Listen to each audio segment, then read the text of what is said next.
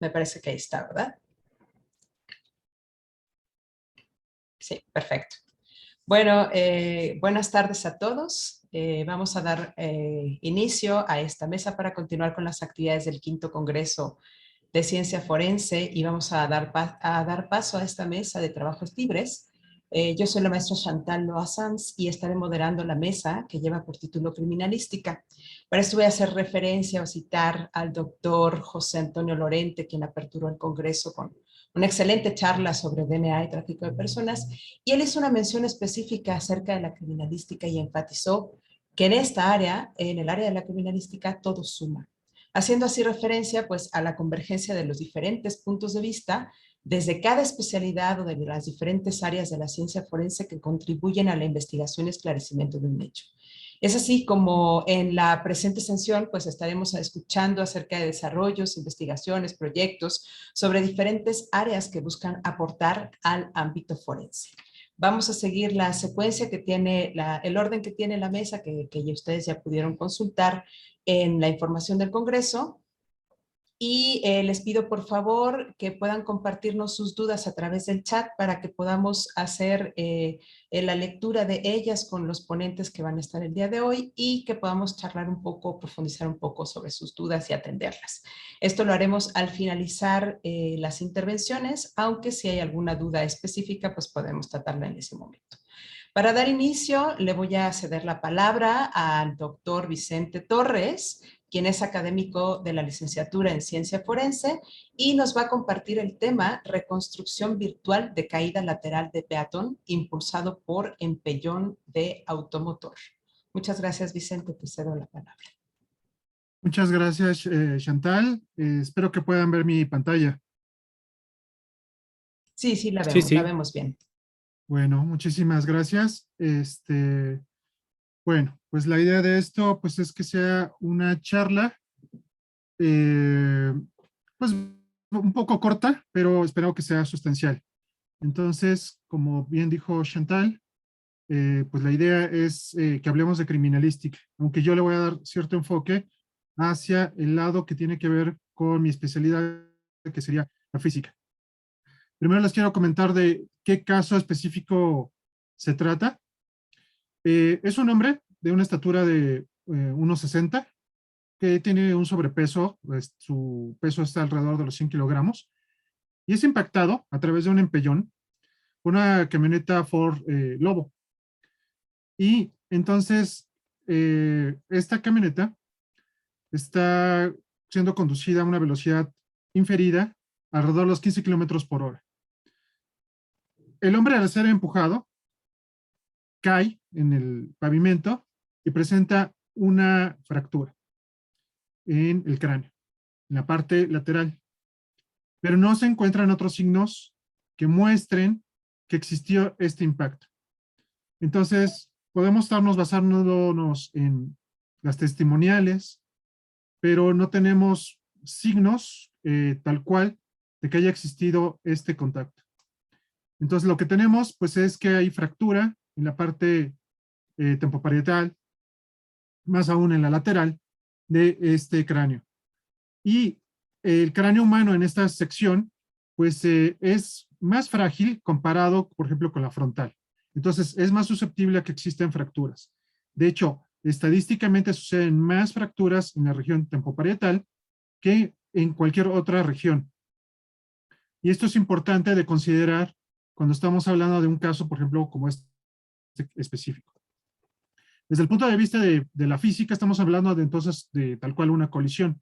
Podemos pensar que esto es una colisión de tipo no elástica, pero podemos comenzar haciendo una pequeña modelación. Conocemos los pesos que tienen este tipo de camionetas, son estandarizados. Estamos ahorita pensando que no tienen una carga por parte de paquetes o mercancías que estén sobre la camioneta. Tenemos la masa de la persona también, pero lo que no conocemos, pues es, por ejemplo, la velocidad inicial de la camioneta, si es lo que estamos nosotros queriendo comenzar a modelar. Y la parte que tiene que ver con la persona, pues la vamos a hacer una suposición de que esa sea una velocidad muy cercana a la del cero. ¿Por qué? Porque la velocidad de camioneta modelada está alrededor de 1.4 metros sobre segundo. Y entonces estamos hablando de que es menos de, pues, 3 kilómetros por hora, 4 kilómetros por hora. Entonces, al estar haciendo este tipo de modelajes, nosotros podemos llegar a ver cuál es la velocidad del empellón que va a tener la camioneta. Y eso es descrito a través de esta fórmula. Entonces, es algo que es realmente sencillo de estar modelando en este tipo de cosas como si fueran masas puntuales. Pero hay que recordar que ni el cuerpo humano ni estas camionetas, pues son masas puntuales. Son más bien cuerpos extendidos. Cuando una persona cae, y por ejemplo en la modelación de este tipo de empellón, pues vamos a hacer una suposición para que pueda ser la fractura de la parte lateral del cráneo. Y es algo similar a lo que le pasa a las personas cuando pues tienen un desvanecimiento repentino. Hay muchos videos que lo que muestran es personas como la descrita que caen. Pero, por ejemplo, cuando son desvanecimientos, lo que va a suceder es que van a caer de forma lateral, los pies van a servir como si fueran un pivote y entonces está cayendo como si fuera una regla. La cabeza va a ser por un efecto de cómo se mueve el centro de masa, lo último que va a caer en el impacto. De hecho, en lugar de que la cabeza se haga hacia adelante para impactarse más pronto, se está haciendo hacia atrás. Repito, es un efecto que tiene que ver con el centro de masa. Y bueno, existen muchas evidencias de eso. Entonces, pues más o menos como muestra este dibujo, pues vamos a estar haciendo nuestro modelo como si fuera un péndulo que estuviera al revés, que está agarrado de la parte de abajo y que se deja caer. Si nosotros esto lo pensamos como si fuera tal cual una regleta que se está cayendo, lo que vamos a tener es un efecto de una aceleración angular. Y esta aceleración angular hay que considerarlo adicional a la aceleración de la gravedad. Va a ayudar entonces esto a que el modelo sea pues, mucho más real a que si estamos haciendo pues, un trabajo como si fueran masas puntuales. Entonces, por ejemplo, esta es una regleta y aquí se ha colocado una canica en la parte superior. Cuando cae la regleta, la canica va a caer tal cual nada más por el efecto de la gravedad. Pero la regleta además va a presentar esta aceleración angular. Por eso entonces la regleta cae y la canica va a ser depositada dentro de este pequeño frasco. Entonces, eso es un indicativo de que la velocidad que va adquiriendo la canica es menor a la velocidad que puede adquirir la regleta. Y de hecho, si nosotros hacemos las mediciones cuantitativas de este tipo de objetos, de cómo está adquiriendo su velocidad, lo que vemos es aquí en una gráfica, cómo es la velocidad relativa de la canica y la velocidad relativa que va a tener esa regleta debido a la torca. Y entonces podemos trabajar un poquito cómo debería de hacer este tipo de aceleraciones. Y resulta que va a ser 3 medios de la gravedad, considerando el ángulo en que va a iniciar a estarse cayendo el objeto. Entonces, pues en términos generales, estamos hablando que va a ser una aceleración ligeramente mayor que la gravedad, 3 medios de g. Ahora, esto, si nosotros lo estamos pensando que está cayendo con el objeto, pues lo podemos comparar con un resultado pues, que aparece a cada rato en lo que es física mecánica, que es la velocidad va a ser igual a la raíz de 2 veces la altura que cayó multiplicado por la g. Pero si estamos considerando la torca como un valor máximo, entonces vamos a tener estos 3 medios insertados en esta aceleración. Y entonces lo que va a ocasionar es que ahora la velocidad con la que va a caer, pues va a ser un poquito mayor. Va a ser 3 veces la altura por la gravedad. Y bueno, entonces esto va a ser importante ahora para tener cuál va a ser la aceleración justo al impacto de la cabeza cuando está tocando el concreto. Y entonces esa aceleración de impacto va a ser con respecto a la altura que se le va a estar sumando la velocidad del empellón ocasionado por el automóvil y va a ser dividido por un intervalo de observación del impacto. Es decir, cuando va a estar en contacto la cabeza contra el concreto. Se pueden hacer unos cálculos rápidos con los datos que yo les di. Solamente habría que especificar algunos. Por ejemplo, la masa del vehículo. Aquí se ha colocado como 1715. se ha colocado la velocidad del vehículo de 15 kilómetros por hora, y al estar colocando estos valores a un nivel de límite, lo que encontramos es que si no hubiera existido el empujón, es decir, no hubiera existido el efecto de la velocidad de estos 15 kilómetros por hora, entonces esa aceleración hubiera equivalido a unos 63.6 Gs. Es decir, 63.6 multiplicado por la aceleración de la gravedad de 9.8. Ahora, considerando el empujón, va a crecer mucho, va a crecer como 136.7 Gs. ¿Qué significa esta parte relacionada con estar considerando los efectos? Pues lo que va a significar es un umbral con respecto a si va a existir o no va a existir una probabilidad de que se rompa el cráneo. Entonces, en este caso, por ejemplo, estamos pensando en un índice como el SFC, pero necesitaríamos como compararlo con otro tipo de objetos para poder llegar a tener una mejor certeza de qué es lo que está sucediendo en este caso. Hasta este momento yo solamente lo he modelado a través pues, de una regleta que está cayendo, algunos valores que están ahí, haciendo con cuidado pues, un trabajo con respecto al cómo debería ser la física. Pero es mejor entonces utilizar programas de cómputo o dummies o algo más para estar haciendo una contrastación con lo que trabajamos previamente de forma teórica. Entonces, Virtual Crash es una opción. Hay muchos otros programas que lo pueden realizar. Yo empleé nada más este. La literatura ha validado su uso para hechos de tránsito, pero claro, hay que revisar los métodos con los que se trabaja. Y de forma regular, en Europa y en Estados Unidos, hay varios peritos que lo utilizan para hechos de tránsito y algunos incluso para criminalística. Entonces, lo que permite es colocar literalmente aquí un dummy que tiene una buena proporción respecto a su distribución de dónde debería de estar colocados los centros de masa eh, por región, y también cuenta con una base de datos de vehículos. Estos vehículos de todas maneras se pueden cambiar con algunas de sus de parámetros principales. Y uno establece las condiciones iniciales para ver cuáles son los efectos que se pueden suceder en este tipo de colisiones.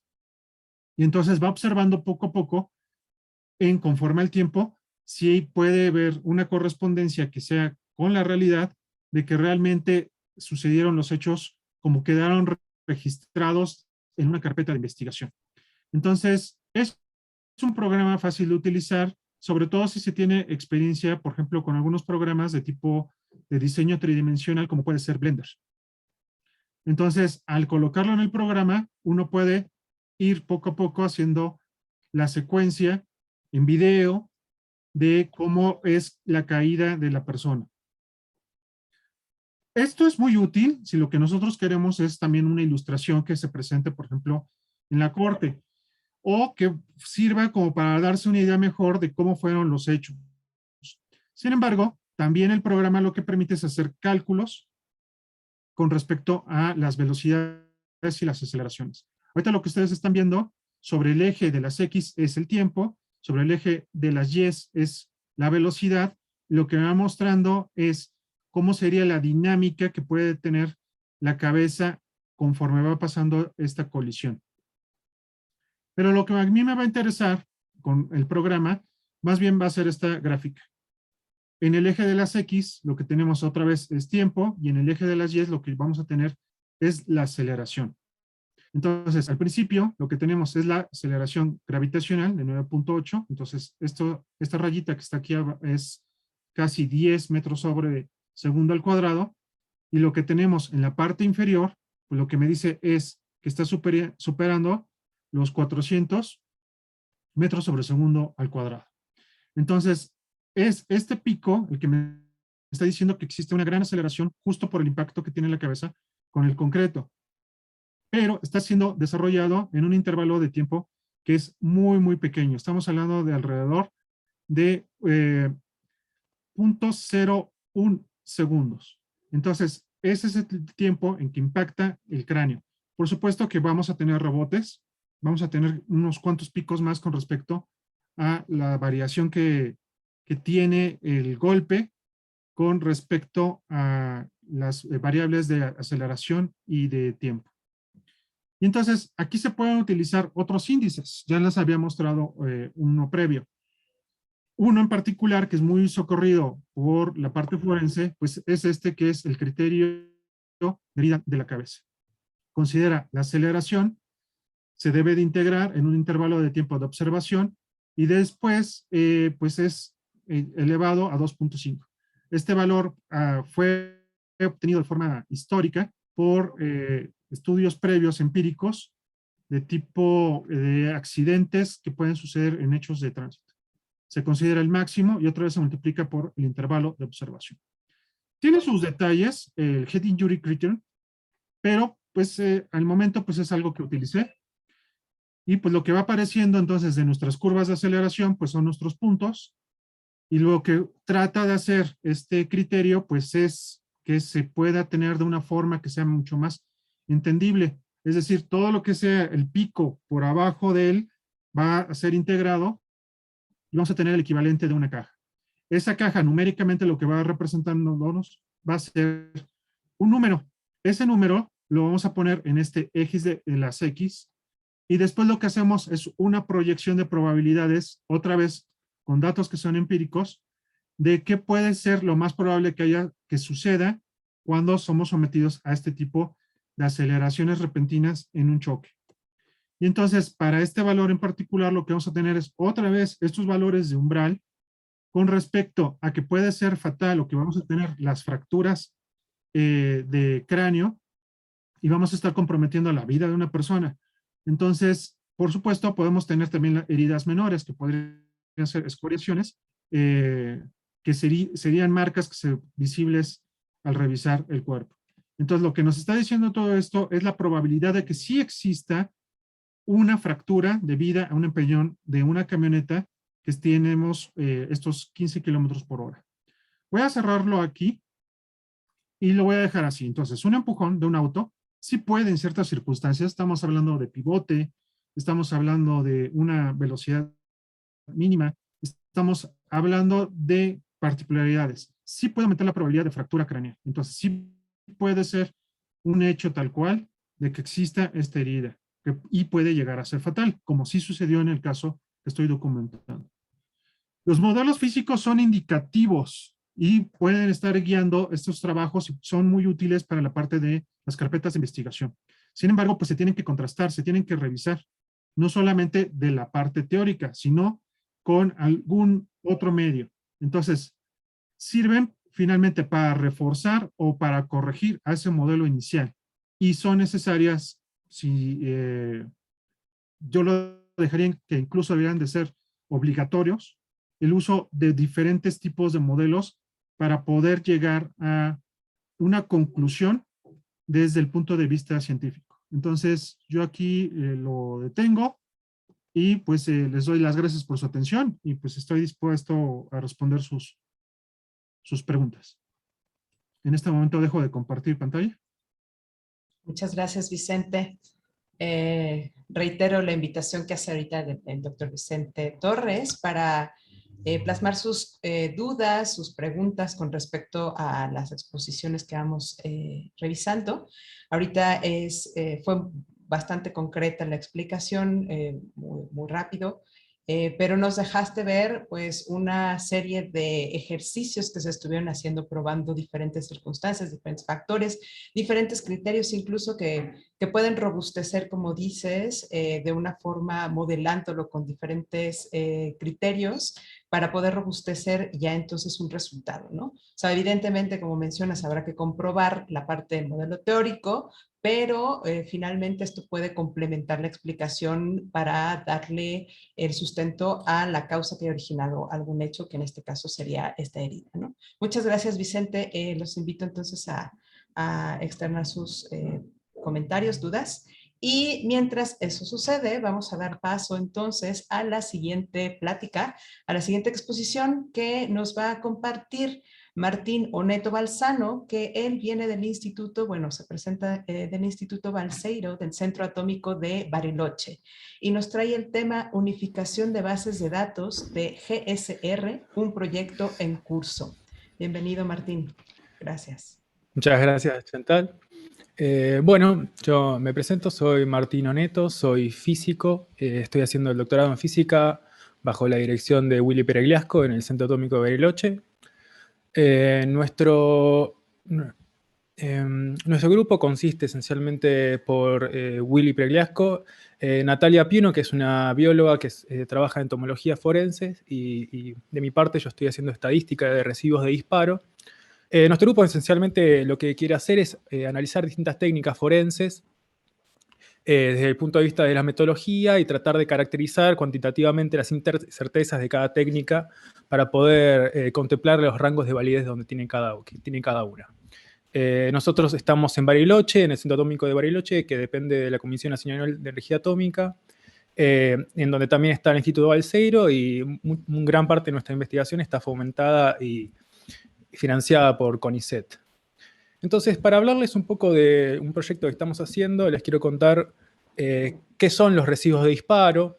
Los residuos de disparo esencialmente son un conjunto de partículas de metales pulsados que son fundidas en el proceso donde hay una explosión cuando se dispara un arma, que es un evento donde hay altas presiones y altas temperaturas que esencialmente logran partículas muy chicas de metales formados, de los cuales están formadas las municiones. Entonces estos metales fundidos a altas temperaturas vuelan por el aire alrededor de donde se realiza el disparo y pasando el tiempo se depositan sobre las manos de quien tira o de alguien que esté muy próximamente a donde se haya disparado. El hecho de que estas partículas de metales pesados estén fundidas las vuelve de alguna manera un poco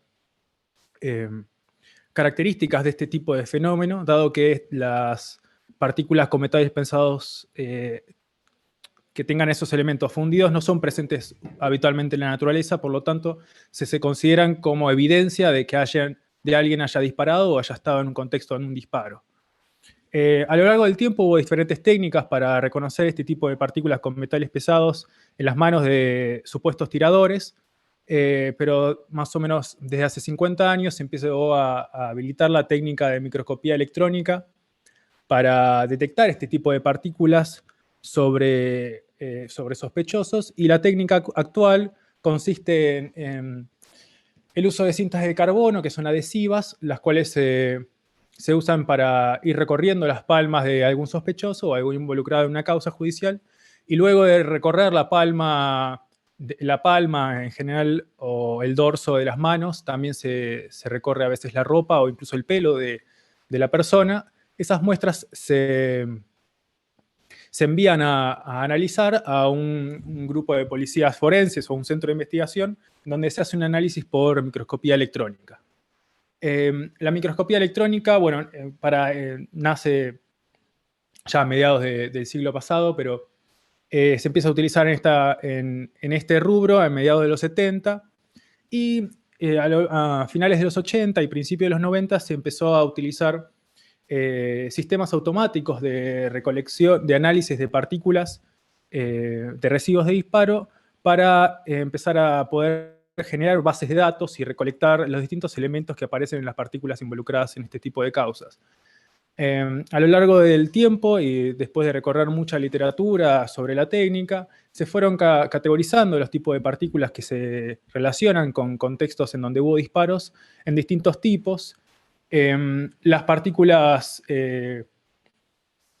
más importantes y más relevantes que se asocian con la alta probabilidad de que estén relacionadas a un disparo se las denomina partículas características de residuo de disparo, y la composición química de estas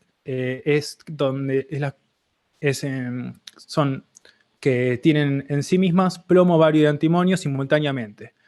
El hecho de que sean características de residuo de disparo es que, como mencioné anteriormente, es poco frecuente en la naturaleza encontrar partículas que tengan en su composición simultáneamente estos tres elementos, dado que para poder fundir estos tres elementos se requieren muy altas temperaturas.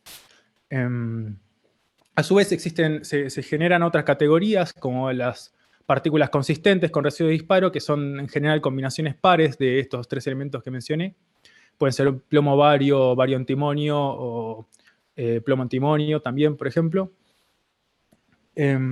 que a su vez, si bien son poco frecuentes en la naturaleza, se pueden encontrar también en otros rubros. Por lo tanto, son de por sí evidencia para poder, depende de la situación, pueden proveer evidencia para indicar que alguien estuvo en la presencia de un disparo, pero no tienen suficiente información como lo son las partículas características.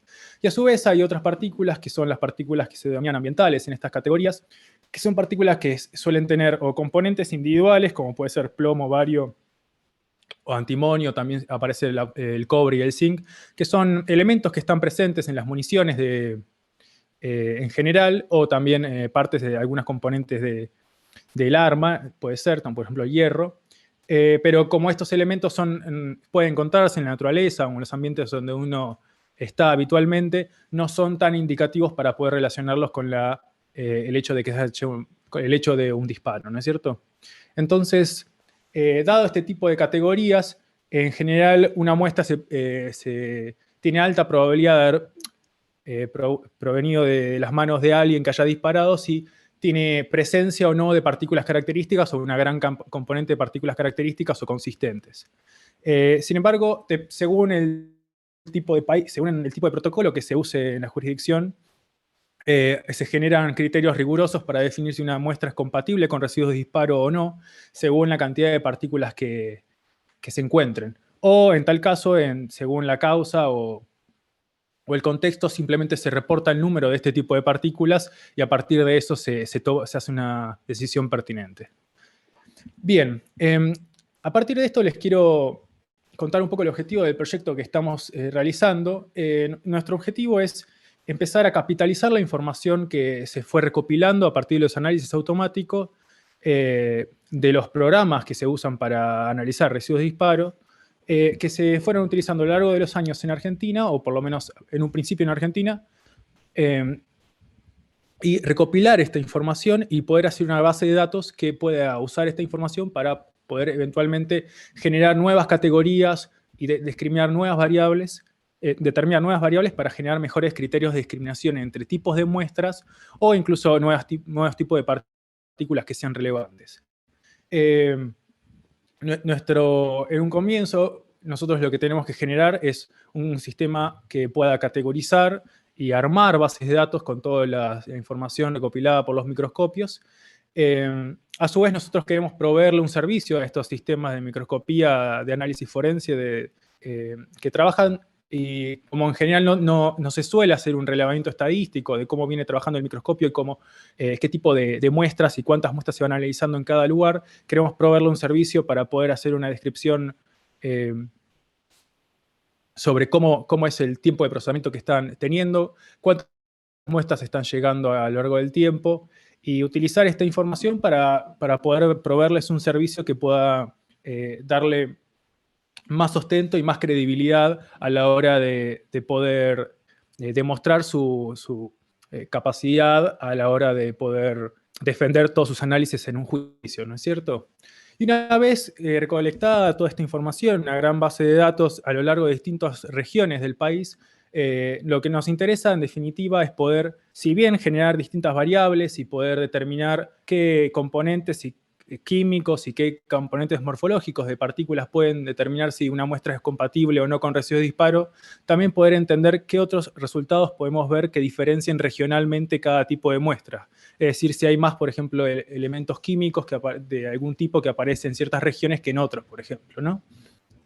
Entonces, algo que quiero enfatizar es que si bien uno puede hacer un montón de experimentos en condiciones controladas para poder entender más un fenómeno natural que tenga relación con lo criminalística o con los aspectos forenses, el hecho de hacer análisis sobre los datos de casos reales nos provee toda la información relevante que fue sucediendo a lo largo del tiempo en las causas que tuvieron relevancia en el aspecto judicial en sí mismo. Es decir, a veces haciendo experimentos uno puede obtener un montón de resultados, pero puede siempre estar diciendo algo correcto bajo las circunstancias que se hizo el experimento.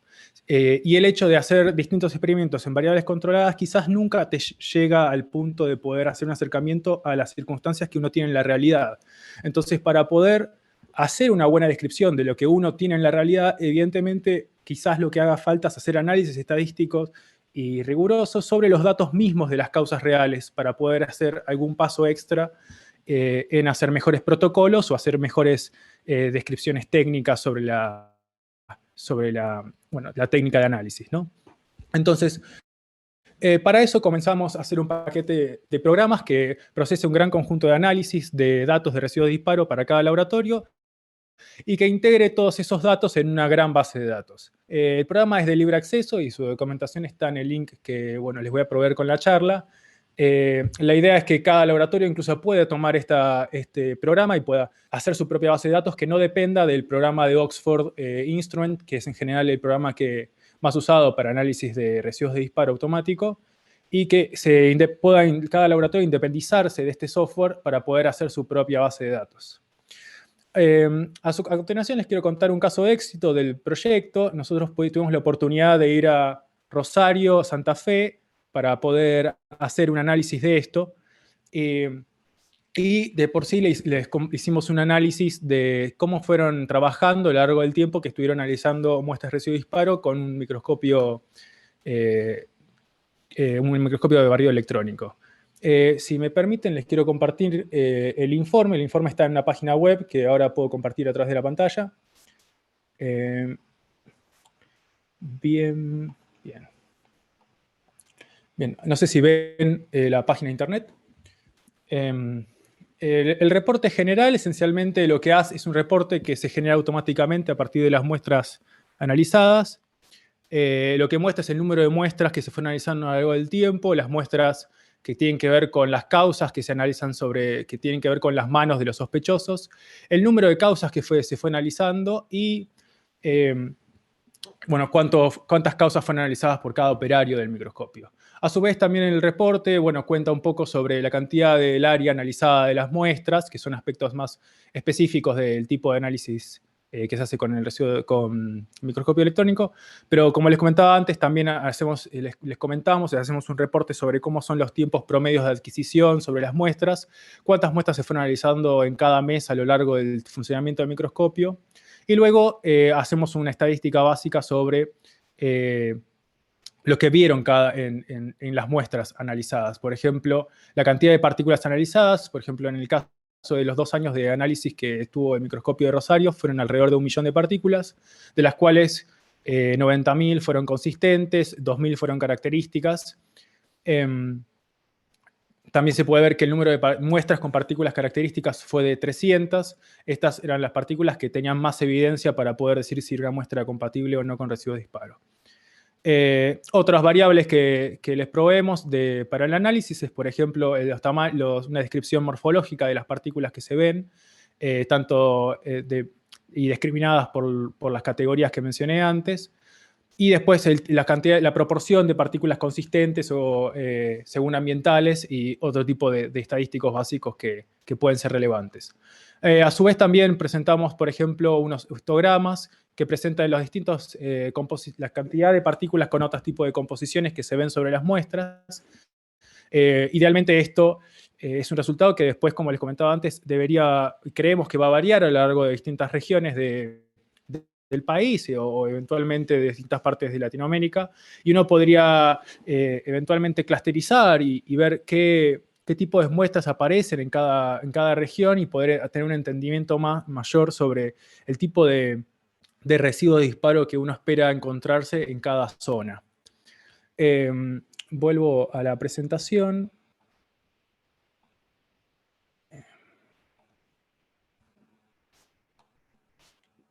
Un segundito. Bien. Bien, una cosa que me faltó resaltar es que no hay ninguna información sensible que es compartida a través de este proceso. Es decir, nosotros lo único que queremos saber es la información de las partículas de residuos de disparo o de las partículas encontradas en las muestras, y no información sensible sobre la causa, dado que esta es información que es confidencial y justamente eso es lo que nosotros queremos poder trabajar sin interferir con ningún tipo no interferir en ningún tipo de aspecto en las causas judiciales que incumben a estas muestras. Bien, para concluir, lo que les quería terminar de contar es que el hecho de que nosotros hayamos recopilado distintas bases de datos de distintos lados del país nos permite capitalizar la información y la evidencia que se va registrando por los análisis, más allá de la conclusión que hayan tenido en la causa judicial. Es decir, toda la información que está provista por el microscopio y toda la información sistemática que es pertinente en un análisis forense queda guardada, y es muy importante poder guardarla de forma sistemática, dado que eso es material que puede ser usado posteriormente para un análisis fino y estadístico que puede mejorar las técnicas actuales de forenses. Entonces, el hecho de poder hacer este tipo de trabajo y poder colaborar con gente que trabaja en las fuerzas, en los laboratorios forenses, primero habla de la importancia de tener el registro de la información sistemática, y que es una virtud muy grande en el aspecto policial o de las fuerzas, y también enfatizar que esa información, luego de ser bien guardada, también es útil y puede ser utilizada para fines de mejoramiento de las técnicas, ¿no es cierto? Y bueno, y contarles que bueno, el proyecto está creciendo, ahora estamos incorporando distintas provincias con sus laboratorios, una provincia, en la provincia de Buenos Aires, otra de Chaco y otra de Tucumán. Eventualmente, bueno, sería súper interesante poder hacer algo parecido en estos lugares del mundo incluso, ¿no? Así que, bueno, me alegro mucho poder haber compartido esto con ustedes y espero, bueno, poder eventualmente poder colaborar también con ustedes. Así que, bueno, muchísimas gracias por su atención. Muchas gracias, Martín. Muy interesante todo lo que nos comentas. Y además, este ejemplo que nos pusiste, pues nos deja ver todo el tipo de información que pueden concentrar de una forma muy accesible, ¿no? Siento para el usuario. Ajá. Y supongo que también las bases de datos pues estarán conformadas con algún criterio para poderse utilizar en análisis posteriores y pues así, en los diferentes espacios en los que has tenido oportunidad de hacer este tipo de recopilación de información, ¿no? Muchas gracias. Los invito nuevamente A ustedes. a generar más preguntas en el chat para poderlas atender. Y mientras esto sucede, si pudiéramos dejar de compartir esta última diapositiva para ya pasar con nuestra siguiente ponente. Martín, me parece que se quedó la última diapositiva compartiéndose. A ver, puede ser. En la Ahí está, perfecto. Perfecto. Muchas gracias, Martín Oneto. Ahora damos paso a el siguiente tema, que está a cargo de Aline de la Cruz Ortuño. Ella es estudiante egresada de la licenciatura en Ciencia Forense de la Facultad de Medicina de la UNAM y nos trae el tema variabilidad dermatoglífica de biométricos dactilares en población mexicana. Una propuesta con aplicación forense. Bienvenida, Aline.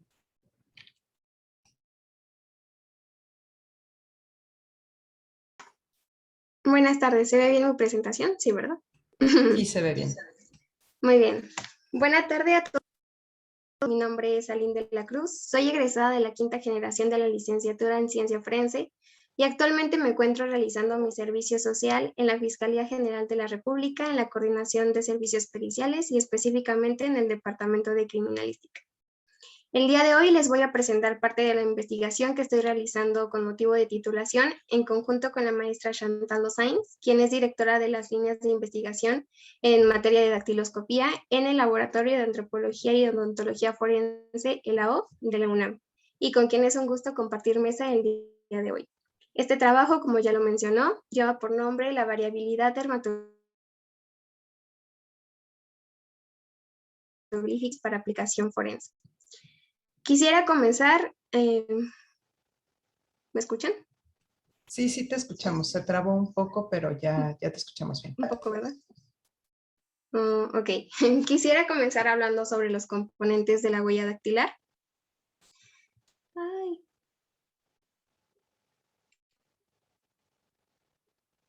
Hola. Te escuchamos. Ok. Desde la huella dactilar. Recordemos que las huellas dactilares se forman a partir de la superficie desigual de las crestas de los dedos de la mano, en donde podemos identificar diversas protuberancias, conocidas como crestas, hendiduras, conocidos como surcos o valles, y poros. Recordemos también que las huellas dactilares son un elemento identificativo por excelencia, debido a que su estudio se basa en 3 principios generales: la perennidad, la inmutabilidad y la clasificabilidad. Estos componentes dan pie a tener elementos de estudio. En DACTI se manejan niveles de detalles. El primero corresponde a aquellos patrones morfológicos de las direcciones generales de las huellas dactilares, conocidas como tipos fundamentales, y el segundo nivel se refiere a la trayectoria específica de una cresta en relación a su camino, su secuencia, su movimiento o longitud, a las que se le conocen como minucias o puntos característicos. Estas diferentes combinaciones que surgen a partir de la ubicación y la dirección de estos elementos de estudio forman un patrón único que en conjunto permiten definir la individualidad de la huella dactilar. Pero a todo esto, ¿una huella dactilar es un registro biométrico? La respuesta es sí. Entre los datos biométricos que aluden a características físicas y fisiológicas del ser humano se encuentran las huellas digitales. Actualmente, en el contexto institucional mexicano, su uso ha ido en aumento. Instituciones en el sector salud, en el financiero y, como sabemos, en documentos de identificación oficial, los han ido implementando con mayor frecuencia. Y actualmente la RENAPO, que es la unidad encargada de registrar y acreditar la identidad de todas las personas residentes en el país y nacionales que están en el extranjero, está impulsando la implementación de la cédula única de identidad nacional, la cual, además de incluir datos biográficos, también incluiría datos biométricos. En México se tienen 2 principales problemáticas. La primera es que todas estas bases de datos son almacenadas, pero no son analizadas. Si se hiciera, tendríamos una cantidad enorme de información poblacional sobre características dermatoglíficas. Estos estudios poblacionales ya se han hecho con anterioridad en países como España, Argentina, y a nivel nacional tenemos primeros acercamientos en el estado de Jalisco y en la Ciudad de México. Algo que hay que puntualizar es que el estudio realizado en Jalisco se hizo como un ejercicio académico y con una muestra muy pequeña. Y el ejercicio realizado en la Ciudad de México se hizo con motivo de una tesis de doctorado. Una de las diferencias principales entre estos estudios y el nuestro es que ellos utilizaron impresiones físicas rodadas, como el biométrico que les muestro en la imagen, y lo que se está explorando actualmente son impresiones digitalizadas planas. La segunda problemática radica en la incompatibilidad en la captura y de la huella dactilar y en la instrumentación utilizada para ello. Y para poder introducir esto, quisiera remitir a un cartel que se presentó con motivo en donde una de las principales conclusiones a las que llegamos fue que la calidad del biométrico estaba directamente relacionado a los resultados del análisis. Entonces, ya aterrizando esta problemática, es que no siempre se tiene no siempre se tienen registros biométricos que sean compatibles en relación a la calidad de la huella digital. Y esto evidentemente desencadena en que haya una pérdida o una variación en la cantidad de información que se puede abstraer de la huella. Y pues evidentemente esto representa una problemática que hay que atender. Y ustedes se preguntarán, ¿cómo impacta todo esto en el área de la identificación humana? Pues bueno, al no poder analizar estas bases de datos, se pierde la oportunidad de conocer el comportamiento poblacional a partir de nuestras huellas dactilares y con ello el poder desarrollar metodologías nuevas que impacten directamente los procesos de identificación forense. A esto súmenle que si hubiera una homologación de criterios mínimos en relación a la captura de huellas digitales, pues se podría atender mejor esta compartición de bases de datos y con ello atender con mayor facilidad la crisis forense que atraviesa nuestro país, desgraciadamente, en relación a personas desaparecidas. Como principales objetivos de esta investigación, se tienen 3. El primero fue calcular el error intraobservador a partir de la repetibilidad del protocolo. El segundo fue describir la población mexicana a partir de análisis estadísticos que nos permitieran conocer por ejemplo, la frecuencia del tipo fundamental o la variabilidad del tipo de minucia ya en relación a estas variables. Y la tercera es realizar una propuesta de protocolo enfocado al estudio de biométricos dactilares planos. Respecto a la metodología, se seleccionó la muestra, la cual se constituye de 600 huellas digitales correspondientes a los pulgares de ambas manos de 300 individuos de la Ciudad de México. Estos están seleccionados en una proporción 1:1 en relación al sexo, es decir, se tienen 150 hombres y 150 mujeres. Asimismo, se aplicaron criterios de exclusión en relación a la calidad y la cantidad de información, es decir, aquellas huellas que presentaban efectos de rotación, empaste o en las que de plano el flujo de la cresta no era apreciable, no fueron tomadas en cuenta para este estudio. Para el cálculo del error intraobservador, se tomó el 10% de la muestra en un intervalo de tiempo. Se tomaron 2 iteraciones en un intervalo de tiempo aproximado de 15 días y para el análisis de los datos se utilizó el índice de capa de Cohen en función del acuerdo observado. El índice de capa de Cohen prácticamente refleja la concordancia entre las mediciones del mismo objeto, que en este caso sería la huella digital, más allá del azar. Este índice agrupa los intervalos del acuerdo observado en categorías que van desde un acuerdo muy pobre y un acuerdo casi perfecto. Para fines de esta investigación se iban a tomar aquellos datos que entraran en estas categorías. Para el análisis de la muestra, en relación a la clasificación del tipo fundamental, se está siguiendo el sistema Vucetich, que actualmente es el que se utiliza en servicios periciales de nuestro país. Y para la localización, identificación y cuantificación de la huella del tipo de minucia, se está siguiendo una metodología que parte de la propuesta empleada por Gutiérrez Redomero, a quien tuvimos el honor de escuchar el día de ayer en una ponencia en este congreso, a la cual se le realizaron adecuaciones para esta investigación. Finalmente, para el análisis estadístico, se van a realizar pruebas de G cuadrada para conocer si hay asociación o no entre nuestras variables, y debido a la naturaleza de los datos, que son frecuencias, se va a realizar una comparación múltiple no paramétrica para conocer el comportamiento de esta variabilidad. Y finalmente se va a realizar una propuesta de protocolo. Para fines de esta presentación, les mostraré los resultados relacionados al error intraobservado. Aquí hay algo que puntualizar, es que todas los estadísticos que se están corriendo se están haciendo con un 95% de confianza. En primera instancia, podemos observar en el gráfico que la mayoría de los datos se encuentran muy cercanos a 1 y que por debajo de aproximadamente el 0.7 no se encuentran datos, lo cual nos comienza a hablar de que hay un bajo nivel de error. Con fines de poder apreciar mejor los datos, se amplió el rango del eje, tomando en cuenta este punto de corte, y aquí ya se puede observar de mejor manera que los datos se encuentran en categorías de sustancial y casi perfecto. Algo que hay que recordar es que de acuerdo al índice de capa, aquellos valores más cercanos a 1 representan un mejor acuerdo. Y con esto pues sabemos que hay una buena categorización. Esto metodológicamente se refiere a que aquellas minucias localizadas en la primera iteración concuerdan estadísticamente con las analizadas en la segunda iteración. Pero para ser más exhaustivos en el análisis del error, se decidió hacer una subclasificación que quedó de la siguiente manera. Como podemos ver, el valor de casi perfecto iban valores de 0.81 a 1. Sin embargo, aquí se hizo una subclasificación dividiéndolo en 2 y tenemos una nueva que es el perfecto, que va de 0.91 a 1. Una vez obtenida la frecuencia del acuerdo observado, podemos ver que el pulgar izquierdo en relación al derecho por un par de individuos tuvo una mejor evaluación, pero realmente esto pues es casi nada, ¿no? Porque pues estamos en un alto nivel de acuerdo observado.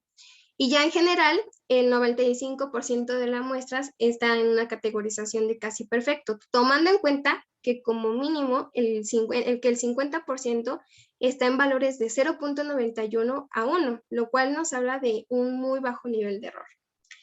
En relación a las consideraciones, la primera surgió cuando nos hicimos esta pregunta, ¿no? ¿Qué hacer en esos casos donde las minucias entraban en una doble clasificación? Es decir, que la trayectoria, el flujo de una, se veía comprometida por la estructura de otra minucia. se decidió acotar criterios en relación al orden del análisis de la huella.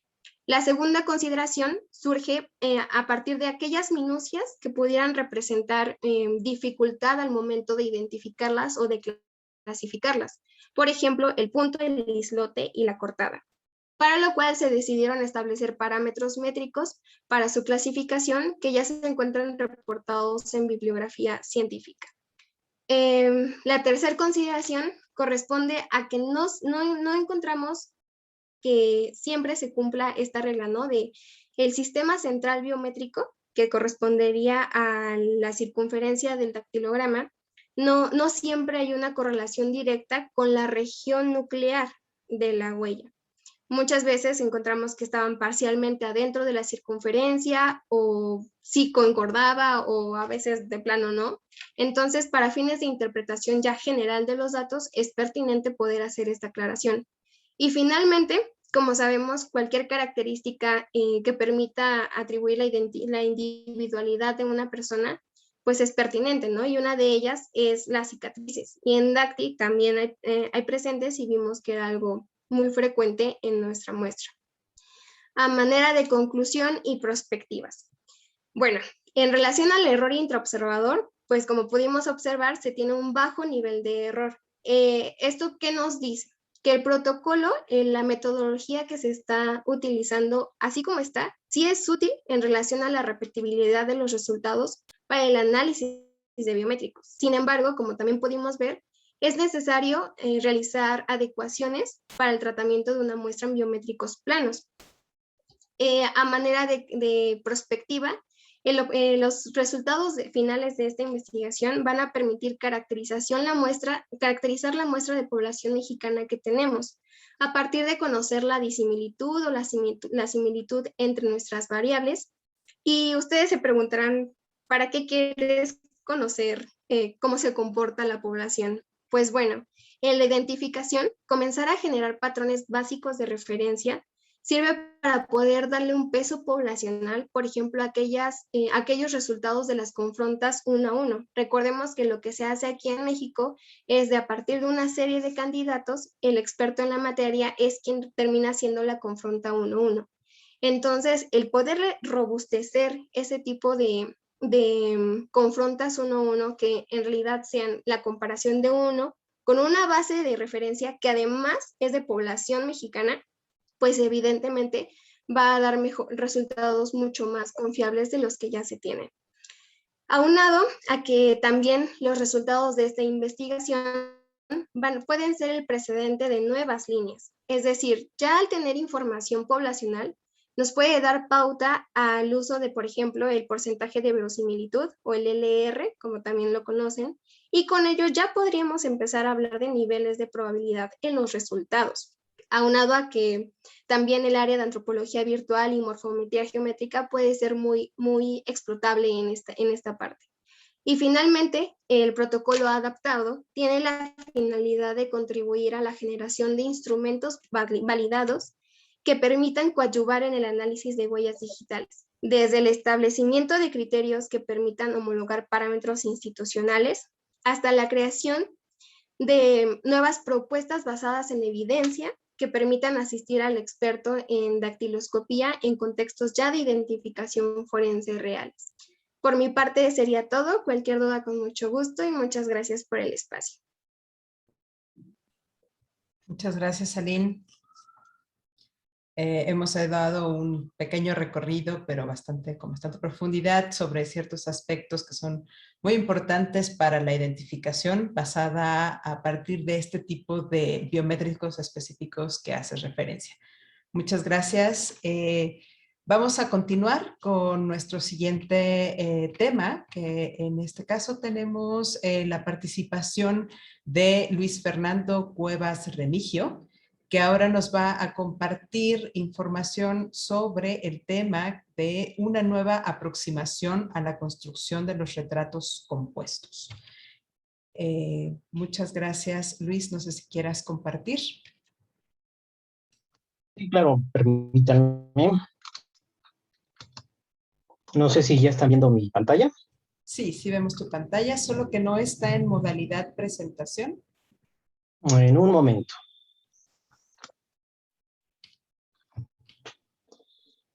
Ahora sí está.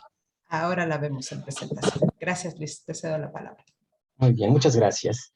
Bueno, pues yo les voy a platicar sobre una propuesta para construir retratos hablados o retratos compuestos, como es el término más adecuado. Voy a comenzar rápidamente con una pequeña historia que surgió a principios del año pasado y fue el caso del secuestro de una niña de nombre Fátima, que una mujer fue hasta su colegio, fue por ella hasta su colegio y después la niña desapareció y después apareció el cuerpo de la niña con signos de tortura y violación tiempo después. Las autoridades realizaron un retrato compuesto de la persona que había secuestrado a la niña y fue el que mostraron ante los medios y ese es el que aparece aquí. Para el 18 de febrero surgió otra noticia de que una joven que viajaba en el metro de la Ciudad de México activó la palanca de emergencias para detener todo el convoy, acusando a una mujer de la tercera edad de ser la secuestradora de Fátima. Ella aseguraba que la mujer que ustedes ven ahí sentada era la secuestradora, porque había un gran parecido entre el retrato compuesto y la señora de la tercera edad. Luis, disculpa un minuto, te voy a interrumpir un segundo porque estamos viendo tu presentación un poco cortada. No sé si quieras volverla a compartir. Ok. Voy.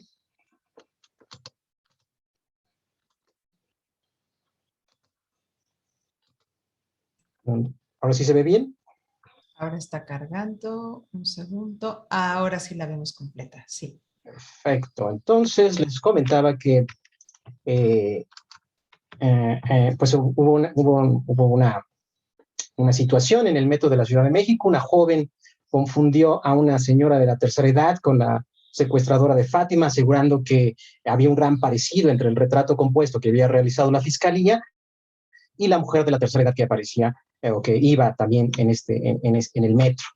Para el 19 de febrero ocurrió otro caso similar. Una señora de nombre Guadalupe dio una entrevista ante un medio local y ella dijo que había estado recibiendo una serie de acoso en redes sociales por su gran parecido otra vez con el retrato compuesto de la secuestradora de Fátima y pidió que se dejara de usar su imagen. La habían estado confundiendo con la tía abuela de Fátima y ya había recibido incluso amenazas de muerte por parte de varias personas en redes sociales.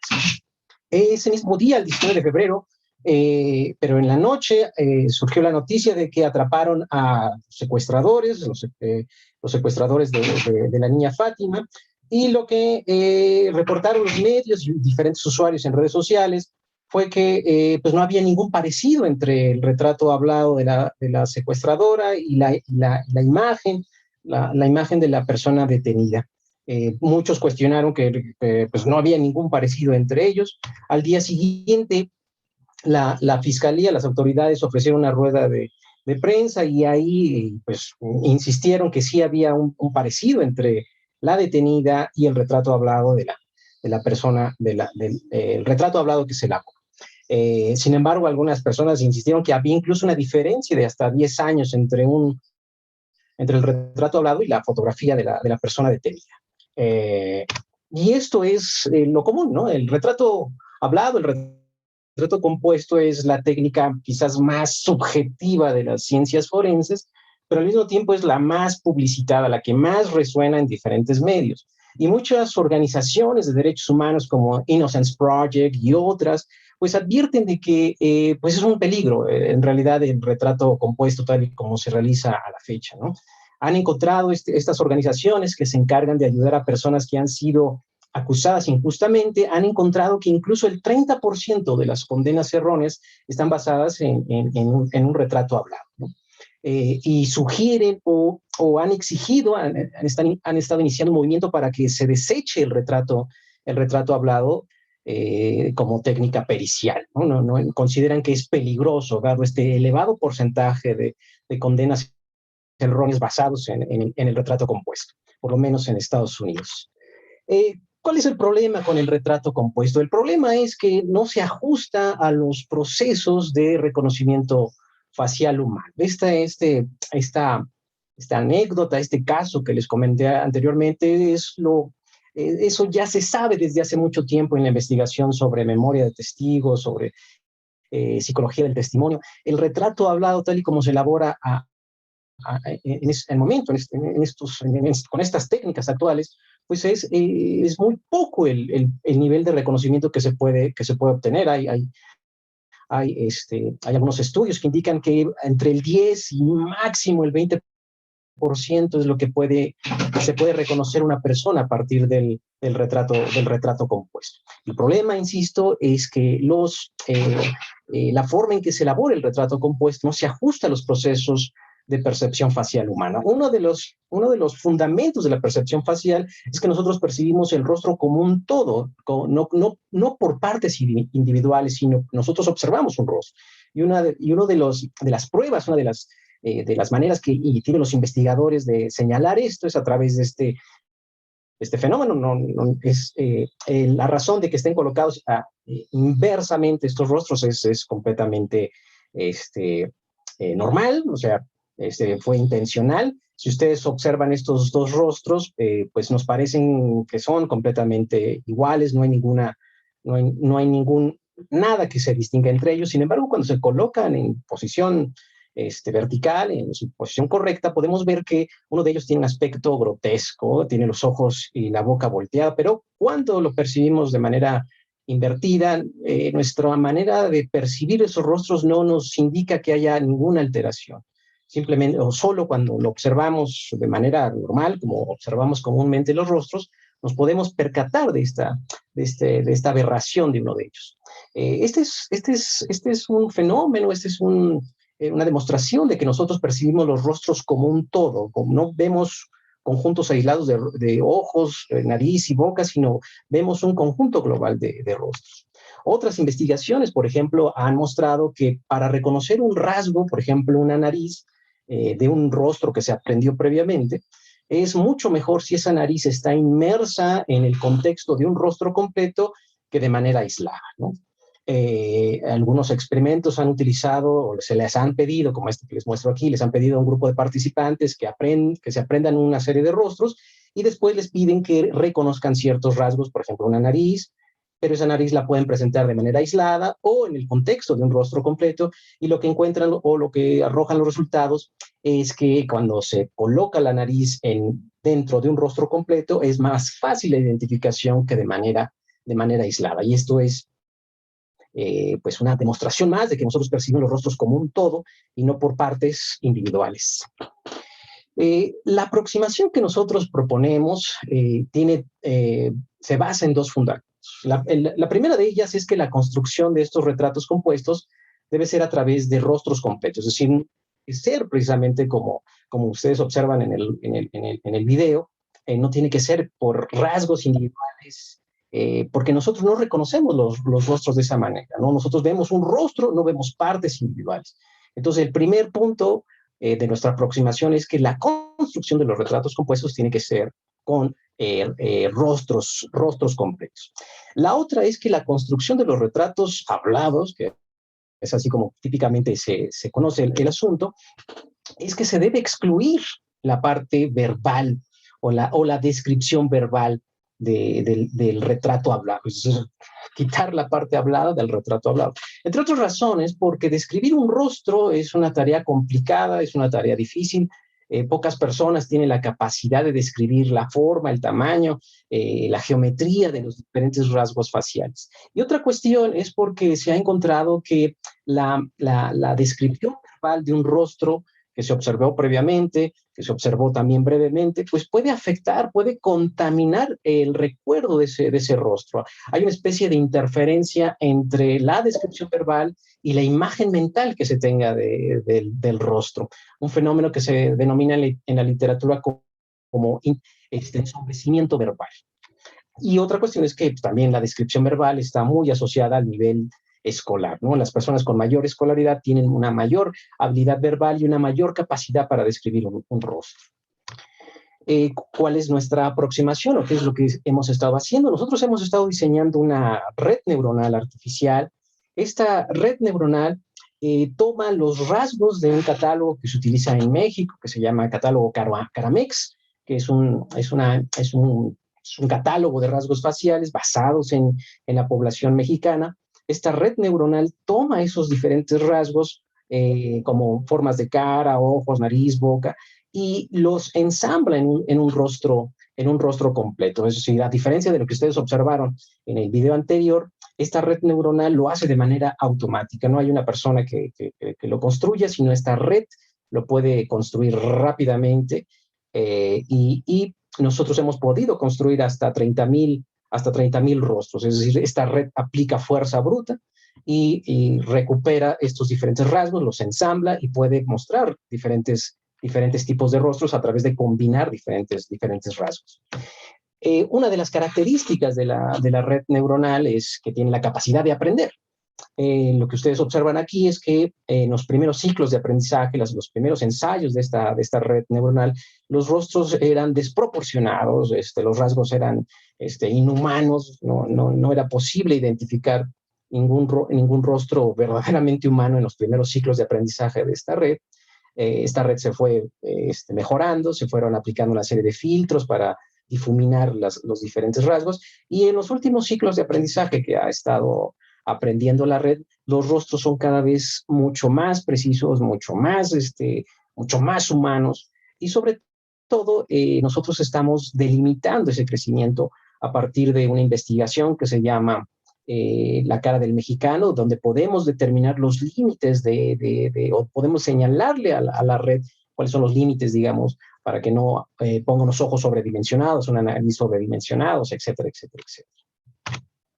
El objetivo, y en eso estamos trabajando actualmente, es que nosotros desarrollemos un software con la capacidad de mostrarle al usuario, al testigo o a la víctima una serie de rostros, como los que ustedes están viendo aquí, y la instrucción para la víctima, el testigo, es que señale aquel rostro que medianamente, a grosso modo, se parezca a la persona que cometió un delito, a la persona que consideres el sospechoso, que seleccione así a grandes rasgos, de manera aleatoria, un rostro que dé un parecido, ¿no? Selecciona, por ejemplo, un rostro en particular, y lo que hace el software, o lo que haría, sería mostrar, primero eliminar los rostros que no se seleccionaron, y después los rostros que sí se seleccionaron sería mostrar una serie de variaciones, ese mismo patrón de rostro, pero con pequeñas variaciones, ¿no? Algunos rostros se mostrarían con los ojos más juntos, otros con la nariz más pequeña, etcétera, etcétera, etcétera. Y la instrucción sería la misma, ¿no? Selecciona aquel rostro que a grosso modo se parezca al sospechoso o a la persona que observaste que cometió el crimen, ¿no? Como les comentaba, nosotros podemos dirigir este crecimiento a partir de un tipo de programación que se llama algoritmos evolutivos. Estos algoritmos evolutivos utilizan, por analogía a la evolución biológica, procesos de selección, mutación, recombinación, etcétera, etcétera, etcétera. El objetivo es que los testigos, las víctimas, puedan seleccionar aquellos rostros que se parecen ligeramente a la persona que cometió el crimen, y gradualmente esta evolución de rostros vaya eliminando aquellos que no se seleccionaron y vaya recombinando aquellos que sí son seleccionados por el participante o por el testigo o por la víctima, y converger en un solo rostro de manera gradual. La ventaja de esta aproximación es que la construcción no está guiada por la parte verbal, no está guiada por la descripción verbal, que tiene muchos inconvenientes, y sí está guiada por la memoria visual, que es digamos, lo ideal, ¿no? El rostro queda grabado en la memoria de las víctimas y los testigos, y la construcción tendría que seguir esa misma lógica. Este proyecto está siendo desarrollado por un equipo de expertos del Instituto de Investigaciones en Matemáticas de la UNAM, del Instituto de Investigaciones Antropológicas y de la Facultad de Psicología, ¿no? Y además está siendo apoyado por el Programa de Apoyo de Proyectos de Investigación e Innovación de aquí de la UNAM. Y nuestro objetivo es precisamente desarrollar un software más holístico, que se base en la construcción más guiada por la memoria por la memoria visual. Nosotros creemos que para reducir estos falsos positivos que pueden llegar a cometer el retrato hablado, el retrato compuesto, como fue el caso y reportan varias investigaciones, pues se requiere de menos arte y de más ciencia. Como comentaba al principio, el retrato compuesto es una técnica quizás la más subjetiva de las técnicas forenses, pero al mismo tiempo es la más publicitada y eso tiene un inconveniente terrible. Y eso es todo. Muchas gracias.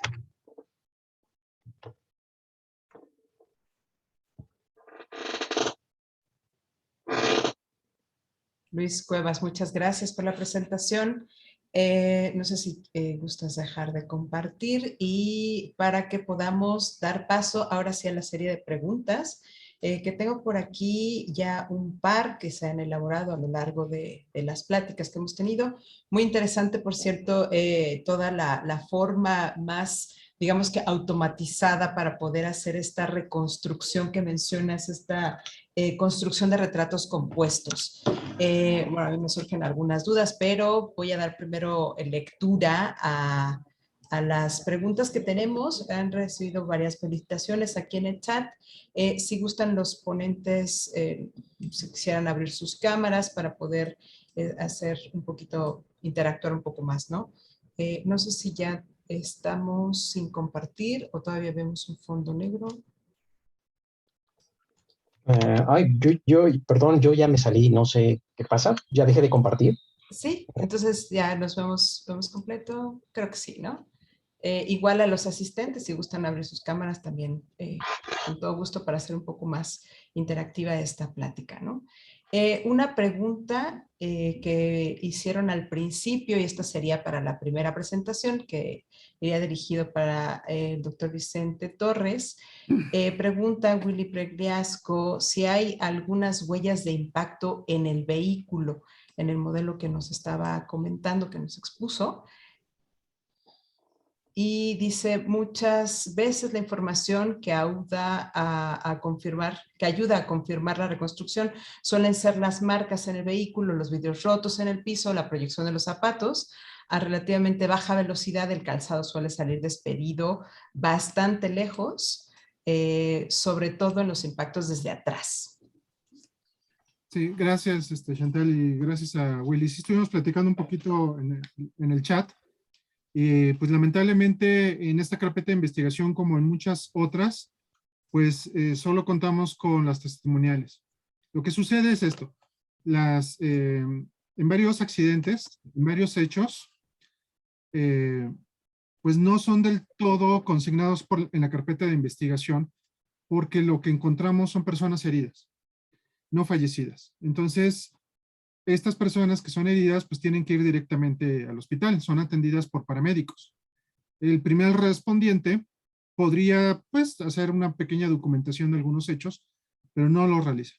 Entonces, la mayoría de las carpetas de investigación, pues, están incompletas. Entonces, voy a hacer una suposición. Si las personas fallecieran, entonces se llamarían a servicios y entonces se tendría una mayor documentación. Las personas no fallecen, entonces se tiene una menor documentación.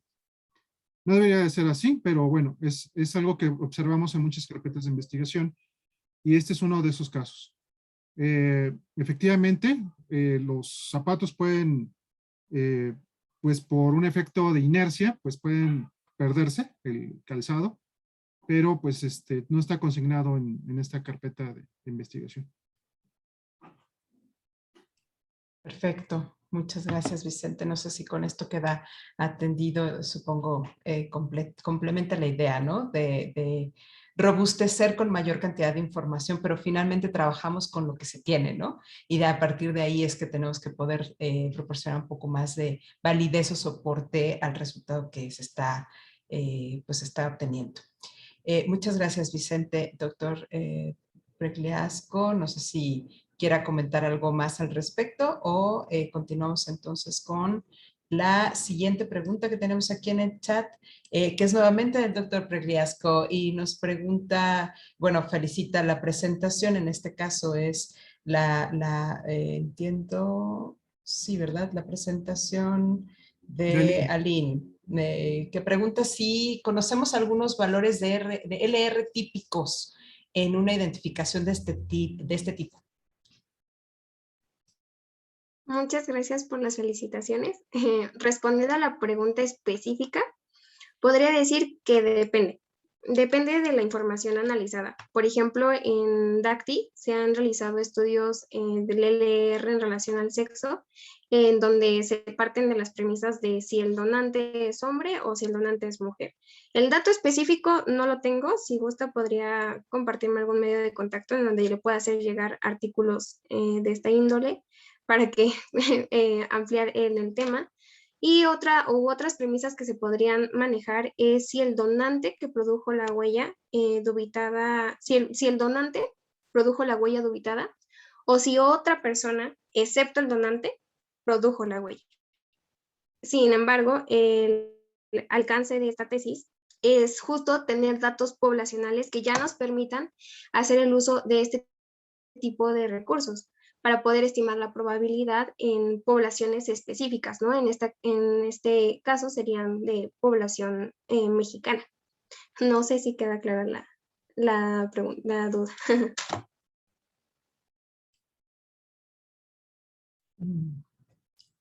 Bueno, voy a complementar un poquito al respecto, que es muy común que se escuche hablar del LR en el área de dactiloscopía y realmente para hacer una identificación no se usa, o sea, la tendencia y en las publicaciones recientes y los documentos, sobre todo la información que respalda las nuevas publicaciones, las publicaciones más recientes al respecto, siempre mencionan incorporar la parte de análisis estadístico, análisis poblacional, sin embargo, solo se queda en una recomendación. Entonces, valores específicos de LR no hay tanto en la bibliografía que se consulta habitualmente. Sin embargo, me parece una muy buena opción lo que menciona Lynn de hacer una revisión y poder proporcionar un dato ya más específico, ¿no? Pero sí se ve como una recomendación general que todavía apenas está permeando a la praxis en el área. Gracias, Aline, gracias, doctor, por sus preguntas. No sé si por aquí en el chat me parece que hay un par de preguntas. Bueno, felicitaciones sobre robustecer, mencionan por ahí, Eunice.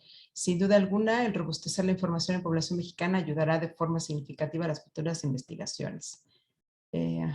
Y por aquí hay una pregunta. Y esta sería, me parece que es en el caso de retrato, sería para Luis Fernando Cuevas.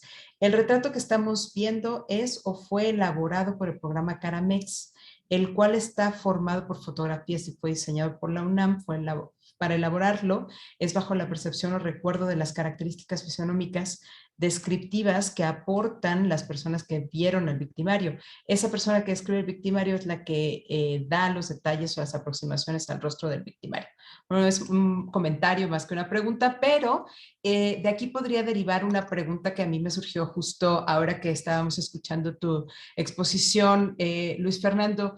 Decías que en este caso el uso de estos instrumentos o estos algoritmos lo que va a reducir es esta capacidad o falta de capacidad descriptiva de la persona, ¿no? En este caso el victimario, que es lo que mencionan aquí más bien la víctima que tuvo contacto con el victimario, ¿no? Que menciona Jorge Castañeda. ¿Qué tanto la parte inicial para incorporar a este software o a esta red neuronal o a este algoritmo evolutivo finalmente tiene que partir de una descripción, ¿no? Entonces, me imaginaba, y no sé si es así como va, dar una serie de opciones entre las cuales la víctima tenga que hacer una selección y con eso es que se forma la primera carga que van a tener para hacer esta construcción de retrato. ¿Es así? Y ya luego, ¿cómo sería el cambio o tratar de minimizar este impacto del recuerdo con ya cuestiones de más bien recuerdo visual, ¿no? Que esa ya es la tendencia. Sí, claro. Para generar estos rostros se tiene que partir, se dice en programación, de una semilla, ¿no? O se tiene que plantar una semilla, que es como el punto de partida para generar todos los rostros, ¿no? Y lo que estamos considerando nosotros es un sistema que incorpore o al que se le incorpore una descripción verbal, la que sea, que ofrezca lo de las víctimas y testigos, y esta descripción verbal va a servir para alimentar al sistema y que ofrezca de entrada una serie de rostros que se aproximen a esa descripción verbal. Una vez que el programa muestra estos rostros que se aproximan a la descripción, sea como sea la que hizo la víctima o el testigo, entonces sí se inicia todo, o se puede iniciar todo este proceso de crecimiento o de evolución de los rostros, ¿no? Pero efectivamente, sí se considera que de entrada haya una descripción verbal y esa descripción verbal sea lo que dé pie para iniciar todo el proceso. Y después, ahí sí ya no entraría la parte verbal, por todo esto que les comenté, sí ya sería un proceso guiado por la memoria visual, ¿no? Más que la descripción verbal, ¿no? Pero sí, efectivamente estamos trabajando en eso. Y este ingreso de información inicial, ¿sí partiría como de varias opciones iniciales o se da pauta abierta a la descripción que tuviera la persona? Sí, claro. De hecho, lo más conveniente es que se parta de varias opciones, ¿no? De acuerdo a tu descripción verbal, pues estos rostros son los que más o menos empatan con esa descripción, ¿no? Y de estas opciones, pues tú puedes seleccionar aquel que consideres se parece al sospechoso, a la persona que observaste, ¿no? Y ese es como la aproximación, ¿no? No se parte así como de, pues, a ver, te muestro estos rostros y a ver a cuál, ¿no? No hay un proceso de plantar una semilla, se dice así en programación, para que de ahí se inicie el proceso de evolución de los rostros. ¿Tiene un límite este proceso de algoritmos evolutivos? ¿Hasta qué momento, hasta que la persona coincide o selecciona alguna de las opciones, en ese momento paran? Y si no se puede seguir la iteración, Sí, claro. a hacer estas... Sí, el proceso termina cuando la persona considera que pues todos los rostros que se van formando, porque van mostrando varias opciones, se parecen entre sí, ¿no? Ya no hay, al principio comienza no pareciéndose a nadie y después conforme la persona va seleccionando, se van generando nuevas generaciones, se van mostrando diferentes rostros, los rostros de las opciones que se muestran se van reduciendo y todos se parecen, ¿no? En ese momento se detiene el proceso porque ya, digamos, ya convergió en el rostro que se pretendía y ahí pues la opción es o fracasó todo el proceso porque no se parece o se llegó realmente a lo máximo. Y aquí también quisiera puntualizar algo, no es que aquí se excluya o la intención no es excluir al artista forense, ni mucho menos, sino que esto acelera el proceso de construcción de los rostros. Actualmente, la manera en que se construye utilizando el catálogo de imágenes Caramex y Photoshop, que es el programa que se utiliza, pues es muy tardado, puede llegar a tardar hasta 1 o 2 horas, ¿no? Dependiendo también de la capacidad de la víctima de describir y este tipo, y las dudas que tenga, etcétera, etcétera, ¿no? Con esta aproximación se puede realmente en minutos, ¿no? Se puede construir la base del rostro y la segunda parte es donde sí entra el artista forense a ajustar esa base, ¿no? Se le puede agregar arte forense ahora sí a esta base que hizo el programa, ¿no? Muchas gracias, Luis Cuevas. Por aquí me parece que complementando en este tema, con estas herramientas de software usadas para la creación de un rostro compuesto que sirva para la identificación de un sospechoso, ¿se sabe cuál es el porcentaje o escala de fiabilidad? Puesto que se trabaja tanto con testimonios como con grabaciones y otros medios. Y bueno, de entrada, sí, claro, de entrada lo que se ha visto actualmente es que el arte forense y otros sistemas de construcción de retratos hablados, que son softwares, pero que utilizan esta aproximación como de puzzle, de rompecabezas, se va armando así parte por parte, tienen un proceso muy limitado, ¿no? El nivel de reconocimiento oscila entre el 10 al 20%, ¿no? Y es un nivel muy bajo. Es decir, la capacidad que tiene la persona de reconocer un rostro que conoce a partir del retrato hablado hecho por otra persona que no conoce ese rostro, pues es muy bajo. Con estas nuevas técnicas se ha podido incrementar un poco más, ¿no? Lo máximo que se ha podido incrementar es hasta un 40%, que es como sería el doble, ¿no? Tampoco es la panacea, ni mucho menos, ¿no? Pero el problema de continuar haciéndolo de la manera tradicional es esta cuestión, ¿no? Parecería un caso anecdótico que una persona bajara la palanca de emergencias del metro y dije, pues esa señora es... pues basado en ese tipo de testimonios, sí ha habido casos de falsas acusaciones y organizaciones como Innocence Project pues ha apelado por personas que han estado en esa situación de haber sido acusadas por su gran parecido con el retrato compuesto y por otras circunstancias, ¿no? Pero entonces es peligroso, ¿no? Y yo creo que se tiene que trabajar o definitivamente se tiene que eliminar. Yo opto porque se mejore a través de las nuevas herramientas de inteligencia artificial y de procesamiento de imágenes que ofrecen, ¿no? o que están disponibles. Claro, evitar esta situación a la que se enfrentó el caso que nos presentabas, ¿no? De la persona que confundieron, pues cada vez acotar o limitar, reducir esta posibilidad de error, ¿no?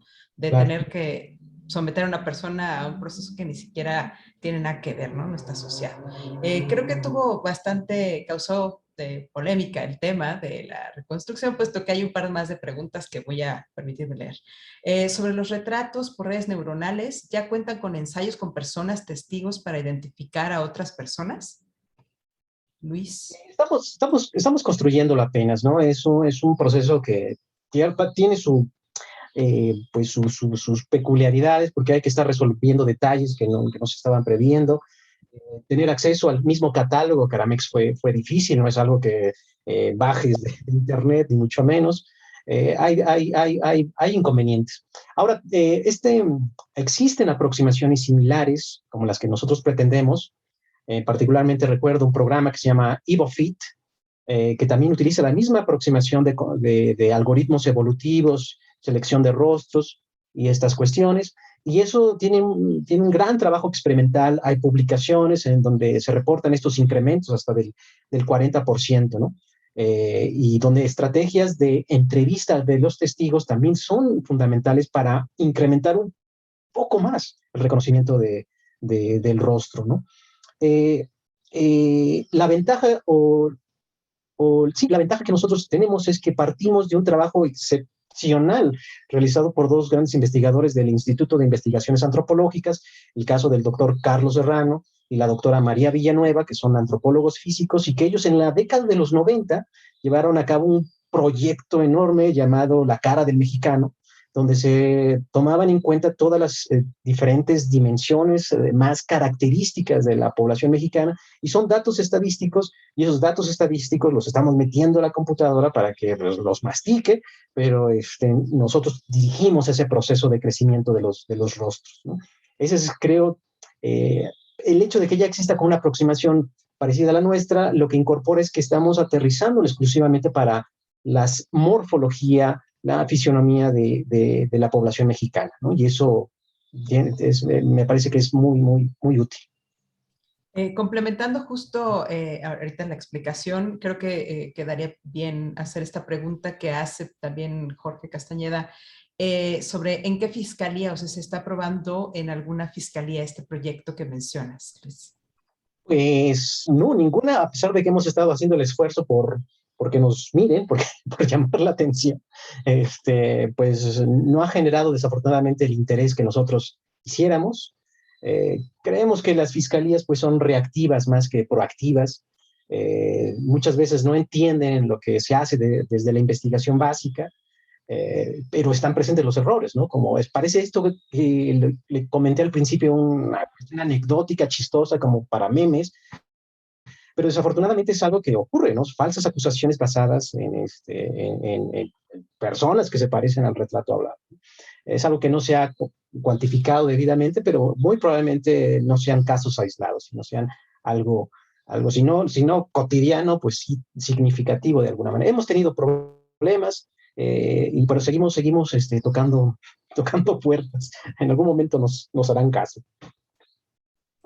Excelente. Justo ahora pensando, voy a compartir justo esta situación con los demás temas, con los demás proyectos, para preguntarles, una pregunta abierta, Si alguno de ustedes ha podido tener o sabe si este proyecto que están proponiendo, esta propuesta que ustedes ya realizaron, implementaron en algunos casos, o casos específicos o en algunos laboratorios, como mencionaba por ahí el Martino Neto, si esto ya se está implementando o han visualizado, proyectado que se puede empezar a implementar en fiscalías, en los proyectos, así como ahorita nos mencionaba Luis, que ha sido un poco complicado lograr que se dé apertura a este tipo de propuestas nuevas.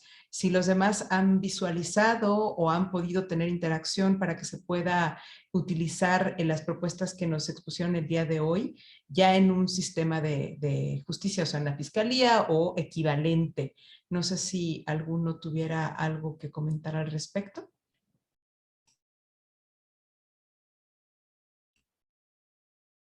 Vicente, Martín o Aline. Pues en el área de dactiloscopía, pues todavía la investigación fomentaría mucho el robustecer muchos de los análisis que se hacen, ¿no? Ya como mencionó el ponente, sí es necesario llamar la atención, por así decirlo, ¿no? O sea, acudir y hablar y que haya esta apertura para nuevas metodologías, bueno, quitarnos esa idea de que todo lo que se ha hecho sí ha aportado, sí ha funcionado, pero también hay mucho más que puede aportar a cada área, ¿no? Por ejemplo, aquí, pues a la identificación. Entonces, pues yo creo que el trabajo colectivo entre todos, el ir llamando la atención podría ser una opción para una mejor comunicación entre instituciones. Que generaré como estas propuestas nuevas, ¿no? No sé si tengan alguna otra experiencia, Vicente, Martín, que nos quisieran compartir. Sí, o sea, yo en particular creo que las fiscalías son altamente conservadoras y lo que nos toca desde la academia pues es ir acumulando evidencia, casos de que lo que hacemos funciona.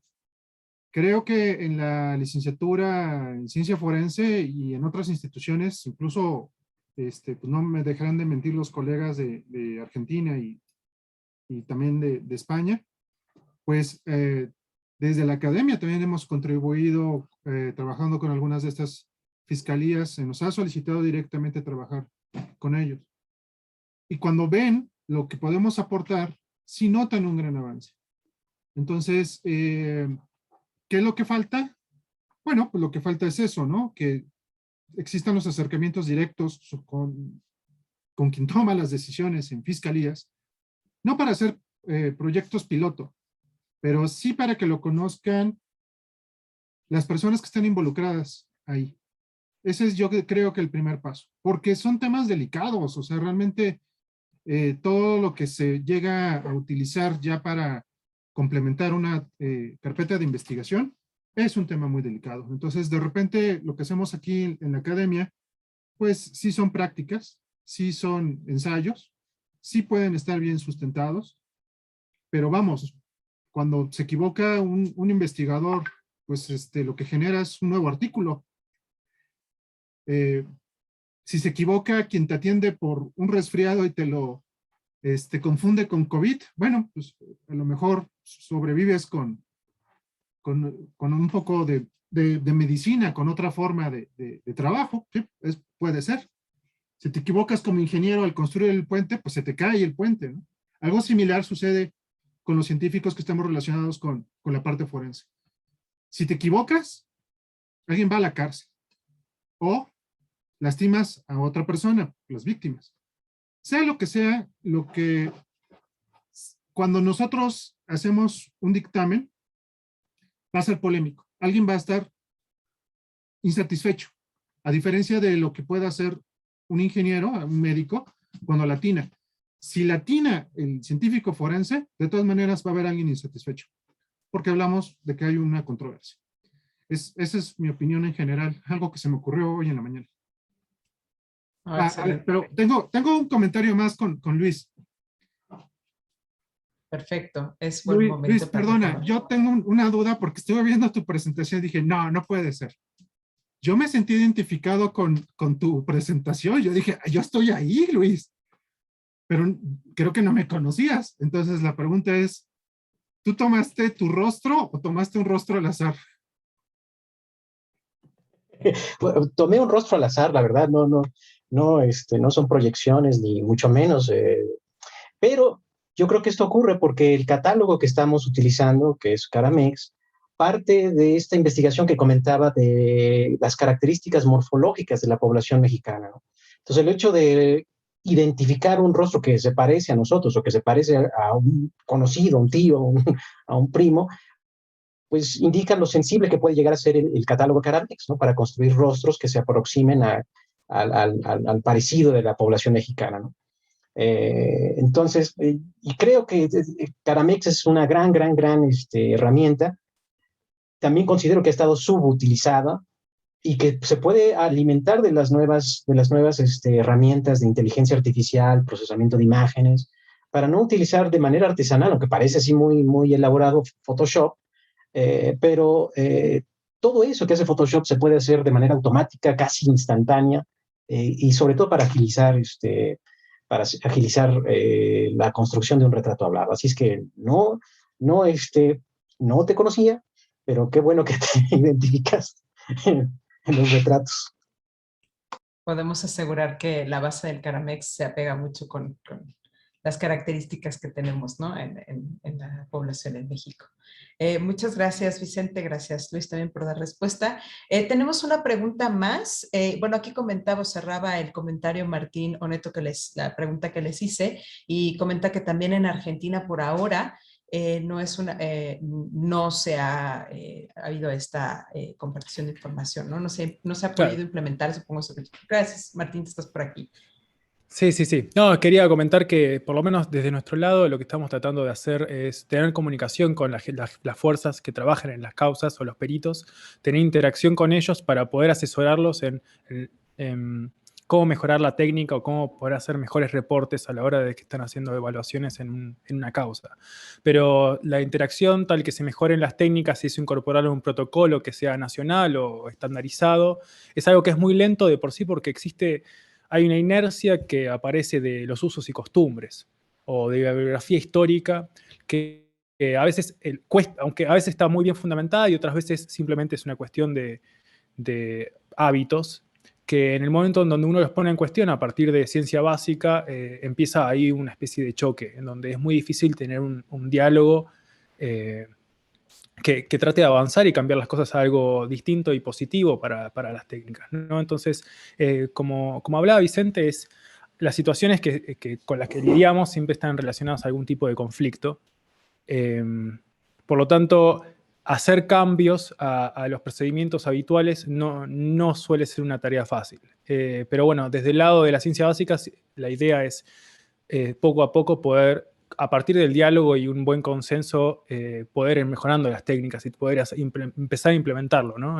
La intención eventualmente es poder tenerlo puesto en práctica todo lo que hacemos.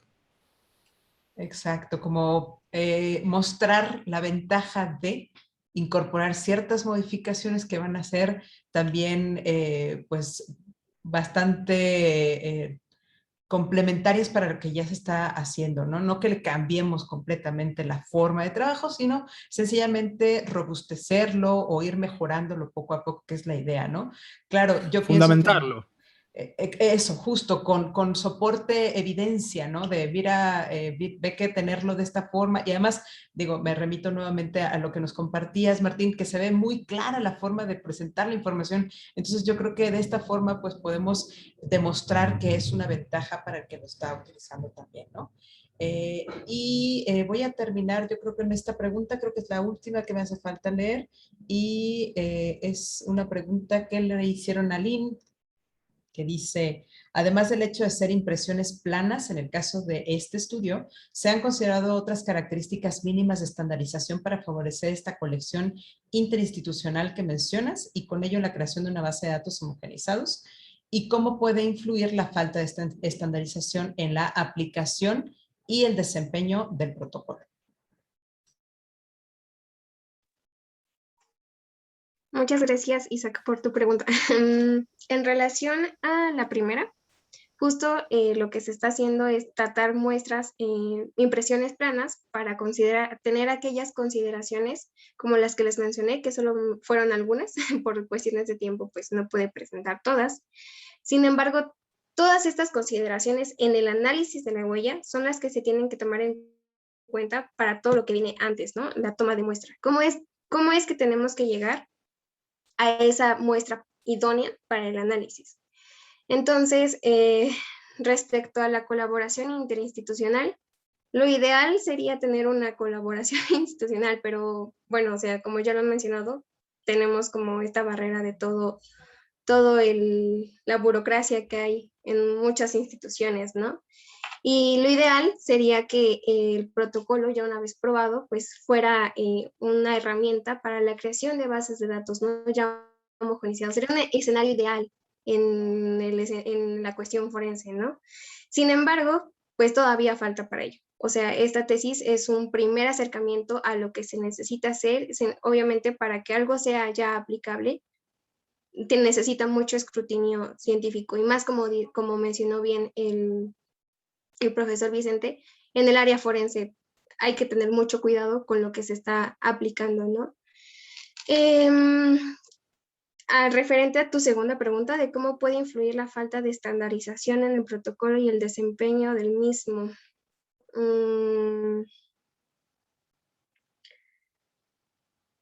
Pues sí influye. Definitivamente esta es una de las problemáticas de que no hay una estandarización en la manera en que se toman las huellas. Sin embargo, es lo que ya se está contemplando para poder emplearlo a futuro. Y pues lo ideal sería que una vez que ya se tenga todo el protocolo realizado, ya que se haya aprobado, se haya publicado y mucho más a futuro, se pueda comenzar a emplear el mismo. Pero una vez que ya hayamos obtenido todos los resultados, al menos de la tesis, y que puedan favorecer o robustecer lo que ya está trabajando también la maestra Chantal en el laboratorio. Gracias, Aline.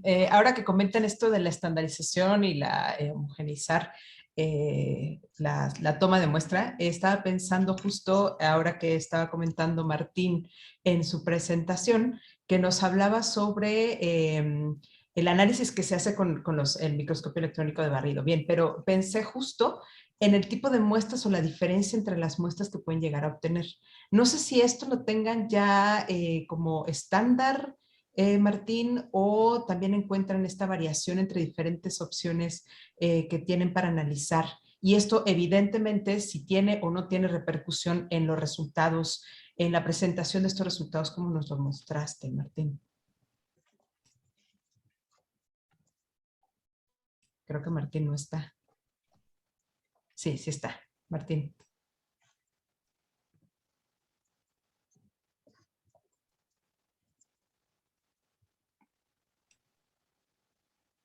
Hola. Martín, ¿me escuchas? Es el problema de esta forma de comunicación, ¿no? Que uno piensa que sí estamos en recepción constante y a veces falla, ¿no? Martín, ¿pudiste escuchar la pregunta?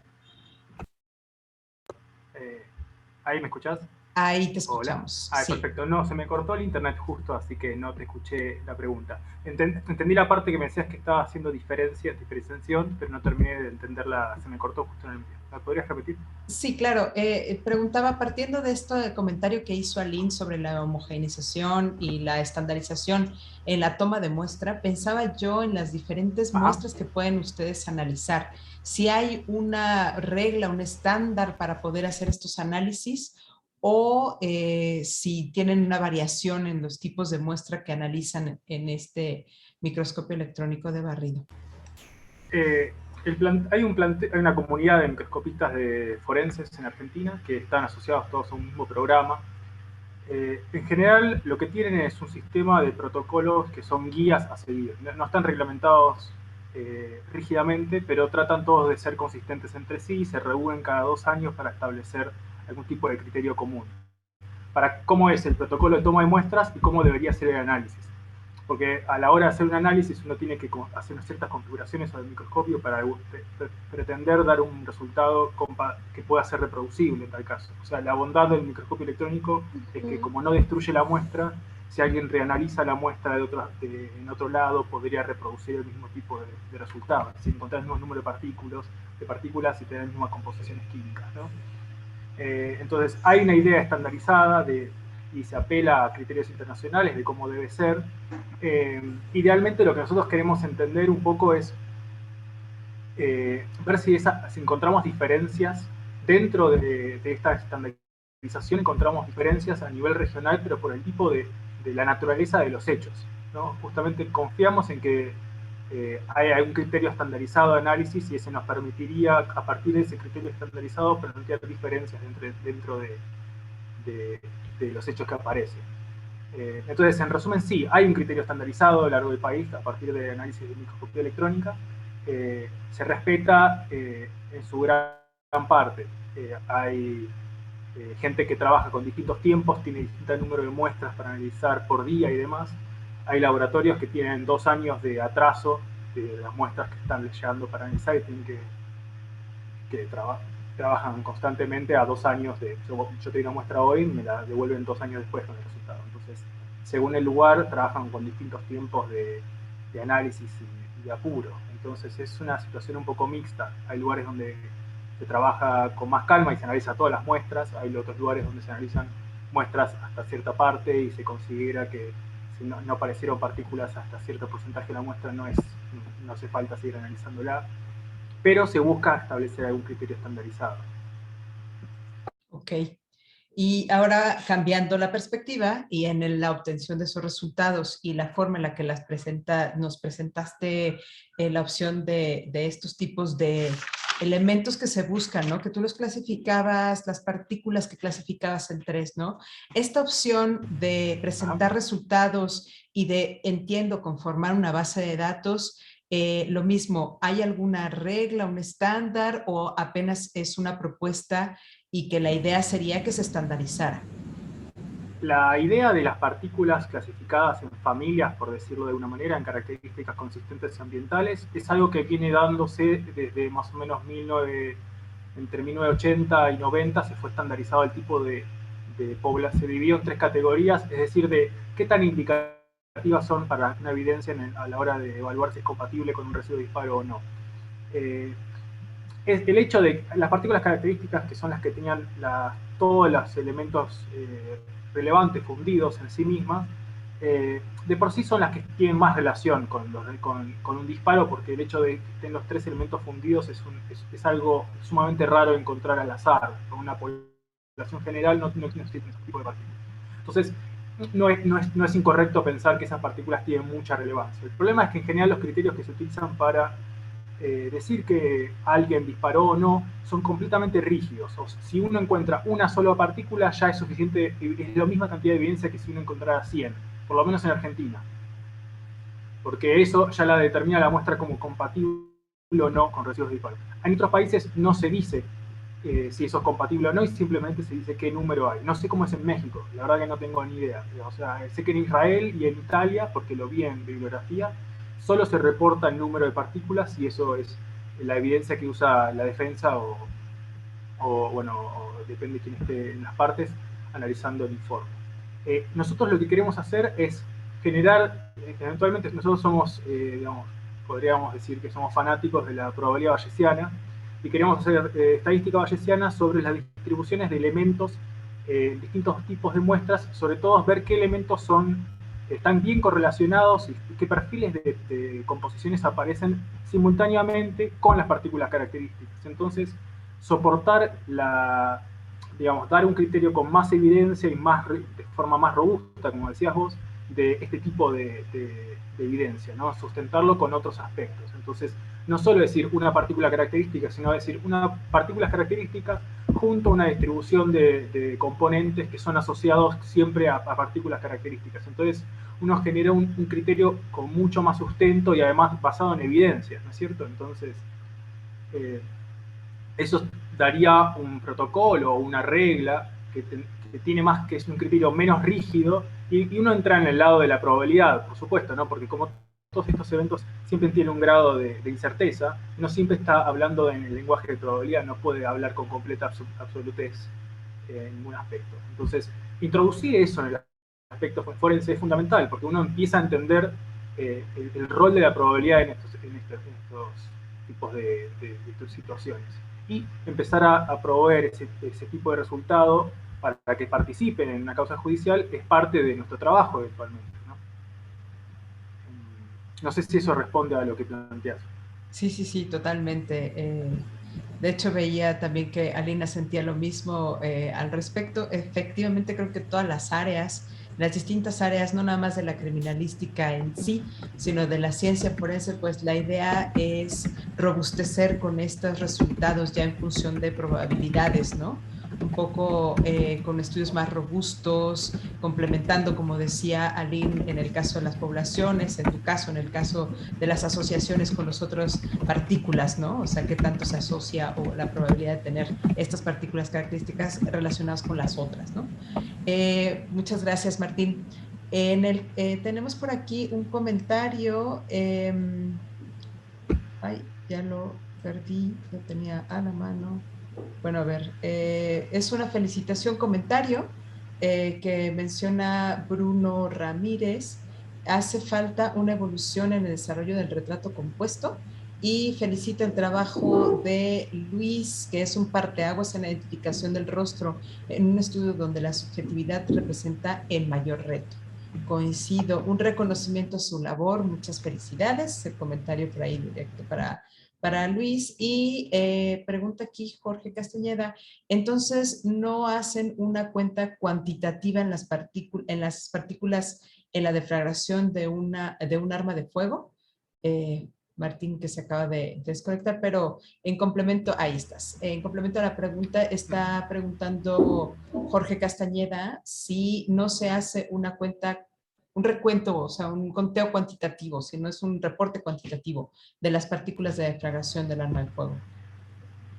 El reporte se hace, incluso el mismo software, nosotros en general trabajamos con Aztec o con Inca, da un conteo de todas las partículas que aparecen. El problema es que hoy en día el tema es qué se concluye a partir de los reportes. Entonces, uno puede tener un conteo, pero el problema es que la conclusión es tan rígida en la presencia o ausencia de partículas características.